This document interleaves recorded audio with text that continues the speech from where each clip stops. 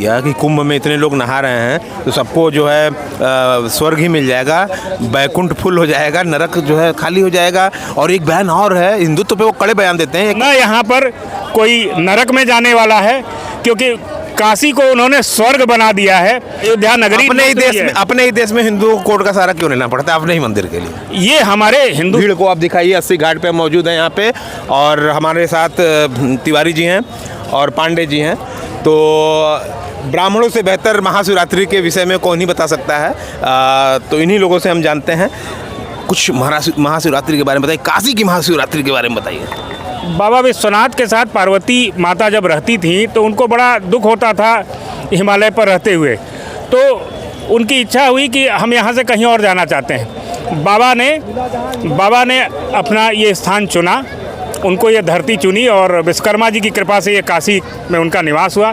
आज बाबा की जो शादी होती है वो काशी में बड़े धूमधाम से और बड़े ही भाग्य से मनाई जाती है। आज का दिन काशी के लिए और काशी वासियों के लिए एक बड़ी ही उपलब्धि का दिन है। यहाँ पर विशेष घाट हैं, मणिकर्णिका घाट, हम जहाँ पर खड़े हैं वो 80 घाट है, जहाँ पर तुलसीदास जी ने कई ग्रंथों की रचना की, जिसमें कि रामचरितमानस, जिस पे पूरी दुनिया उसको पा करके और सहर्ष स्वीकार करती है। संकट मोचन मंदिर में जाया करते थे, पूजन पाठन करते थे। आज शिवरात्रि के दिन बड़े ही खुशी और उल्लास के साथ बाबा की बारात निकाली जाती है, और ये सौभाग्य का विषय है कि काशी में आज के दिन, शिवरात्रि के दिन, लोग व्रत रखते हैं, पूजा पाठ करते हैं और अपने को जीवंत बनाते हैं। क्या विशेष बनाता है काशी का शिवरात्रि? क्या विशेष शिवनगरी है? शिवरात्रि आज का दिन पहले तो महाकुंभ का चल रहा है, उसी समय महाशिवरात्रि भी पड़ी हुई है, तो इसका बहुत महत्व है। बहुत से तीर्थयात्री प्रयागराज नहाने के बाद काशी में दर्शन कर रहे हैं। मानना है कि काशी जो है वो शंकर भोले बाबा के त्रिशूल पे टिकी हुई है, इसलिए यहाँ कोई आपदा और ऐसे भी आती भी है तो ख़त्म हो जाती है। और मैं आज के दिन सब काशीवासियों को शुभ कामनाएँ देता हूँ कि वो अपना जीवन अच्छा बनाएं और काशी में स्नान करें। अच्छा, एक पॉलिटिकल बात हो गई। अब अफजाल अंसारी जी ने एक बयान दे दिया कि कुंभ में इतने लोग नहा रहे हैं तो सबको जो है स्वर्ग ही मिल जाएगा, बैकुंठ फुल हो जाएगा, नरक जो है खाली हो जाएगा। और एक बयान और है, हिंदुत्व पे वो कड़े बयान देते हैं। एक और बयान है उन्होंने और ये भी दे दिया कि गांजा अगर महादेव का प्रसाद है तो उसे लीगल क्यों नहीं कर दिया जाता? किस तरह देखते? बाबा के भक्तों के लिए काशी से बढ़ करके और काशी के प्रसाद से, वो चाहे गांजा हो, चाहे भांग हो, चाहे धतूरा हो, जिसको बाबा भस्म कर देते हैं तो लोगों के लिए वो नशा होगा और यहाँ के लिए वो प्रसाद है। माननीय योगी आदित्यनाथ जी ने और माननीय यहाँ के प्रधानमंत्री, जो कि हमारे यहाँ के लोकसभा सांसद हैं, उनकी कृपा से न यहाँ पर कोई नरक में जाने वाला है, क्योंकि काशी को उन्होंने स्वर्ग बना दिया है और यहाँ के रहने वालों के लिए ये उद्गम स्थान हो गया है। जहाँ पर भोले बाबा की कृपा है वहाँ नशा का कोई नाम ही नहीं है। और काशी जो है वो अपने आप में तीनों लोकों से न्यारी है। काशी में न किसी तरह का नशा होता है, यहाँ तक कि शिव बारात बड़ा फेमस है, कुछ बताइए। यहाँ का शिव बारात भोले बाबा की शादी में जो यहाँ के निवासी हैं वो बाबा को अपना दुल्हा मान करके और उस ढंग से सजावट करते हैं। माता पार्वती के लिए ऐसी साज सज्जा की जाती है कि लगता है कि आज भोले बाबा सही में प्रकट हो जाएंगे और सही में आज उनकी शादी हो जाएगी। तो जैसे शादी में धूमधाम मनाया जाता है, पहले हल्दी होता है, उसके बाद अलग अलग रस्में होती है। आज रात्रि के चारों प्रहर में बाबा जगते रहते हैं और बाबा जो हैं वो अनंत सुख के भंडारी हैं।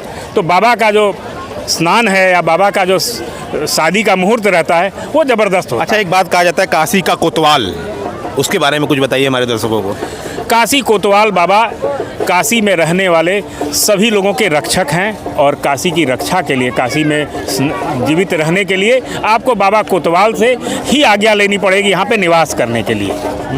तो ये थे हमारे साथ तिवारी जी और पांडे जी थे, जो काशी के बारे में बता रहे थे, महाशिवरात्रि के विषय में बता रहे थे। और स्वर्ग और नरक जो है आपके कर्मों पर भी डिपेंड है। ये नहीं कहा जा सकता कि सब नहाने वाले स्वर्ग में ही जाएंगे या नर्क में जाएंगे। वो तो आपके कर्मों पर डिसाइड करता है कि आप कैसे कर्म हैं, उसके हिसाब से भगवान उसका फल देगा। लेकिन ये हिंदू का पर्व है और हिंदुओं को अब जाके थोड़ा मान्यता मिलना शुरू हुआ है जब से हमारे मोदी जी आए हैं। अच्छा, एक चीज़ तिवारी जी जानना था, ऑन एयर है, मुस्लिम लोग भी गंगा का पूजन करने आते हैं क्या? कितना सच्चाई है? देखिए 500 वर्ष पहले न कोई हिंदू था, न मुसलमान था, न क्रिश्चियन था। यहाँ पर सब आकर के बदले हैं, तो लोगों का मन बदल गया है, मत नहीं बदला है। तो यहाँ पे मुसलमान भी काशी को बाबा विश्वनाथ की कृपा से भोले बाबा की तरह, क्योंकि यहाँ के मालिक कोतवाल हैं, यहाँ के निवासी, यहाँ के राजा बाबा विश्वनाथ हैं, तो इसलिए सब लोग उनके ही नागरिक हैं। तो वो बस उनका मत बदला हुआ है, मन बदला हुआ है। सब हैं हिंदूवासी सनातनी, तो सनातनियों को बाबा की नगरी में रह करके बाबा को ही पूजना पड़ेगा, गंगा मैया को ही पूजना पड़ेगा। इतने प्रखर वक्ता है, एक बात आखिरी सवाल का जवाब दे दीजिए, ज्ञान वापी पे क्या? ज्ञानवापी ज्ञान शब्द से आता है साहब, जहाँ पर जिस काशी में ज्ञान की ही पूजा होती रही है। ये काशी की धरती ज्ञान के लिए जानी जाती है। मंदिर ही है ना, तो ये मंदिर ही है और मंदिर ही रहेगा। लोगों का भ्रम था, यहाँ का मुस्लिम समुदाय पूरी तरह से चाहता है कि शांति और अमन बने रहे और बाबा विश्वनाथ की कृपा बनी रहे। छोटा सा मस्जिद को छोड़ने में उनको कितना देर लगेगा, जैसे हमारी अयोध्या नगरी अपने ही देश में हिंदुओं को कोर्ट का सहारा क्यों लेना पड़ता है अपने ही मंदिर के लिए? ये हमारे हिंदू समाज की बहुत बड़ी कमी है कि हम लोग अपने लोगों को भी दुश्मन नहीं समझते। तो मुस्लिम आक्रांताओं द्वारा काशी के उस मंदिर को अतिक्रमण कर लिया गया था और बहुत जल्द हम सभी की इच्छा से, हम लोगों की प्रेरणा से मुस्लिम समुदाय सहयोग करके बहुत जल्दी सिर्फ उसी का नहीं, आलमगीर का भी वही हालत है, बिंदु माता मंदिर। बनारस के जितने भी मंदिर हैं जो मस्जिद में कन्वर्ट किए जा चुके थे, वो सब बदल जाएंगे। भोले बाबा की कृपा बरसेगी, बहुत जल्दी वो दिन आने वाला है जब सभी मस्जिद मंदिरों में कन्वर्ट हो करके चारों तरफ दिखाई देंगे। तो हर हर महादेव के उद्घोष के साथ हम शो का समापन करेंगे। हर हर महादेव। रिपब्लिक हिंदुस्तान के लिए जितेंद्र यादव तिवारी जी के साथ और पांडे जी के साथ धन्यवाद।